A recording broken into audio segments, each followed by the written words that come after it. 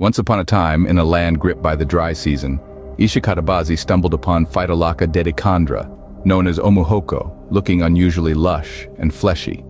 Intrigued, Ishe Katabaazi quipped, "In this parched season, what secret nourishes you to such fullness?" The plant, shrouded in silence, offered no reply. Resolute, Ishe Katabaazi declared, "Tonight, I shall keep vigil by your side and uncover your mysterious sustenance." As evening fell, herds of cows grazed nearby, yet Ishe Katabaazi's attention remained fixed on Omuhoko. As the night deepened and the cows retreated, satisfied, Ishe Katabaazi grew impatient. "Why no feast, Omuhoko? In your quietude, do you not know of hospitality?" he asked, half in jest, half in earnest wonder. The story unfolds, revealing the wisdom and humor in Ishe Katabaazi's quest to understand the resilience of nature. This tale, woven with cultural richness, invites us to ponder the mysteries and lessons of the natural world.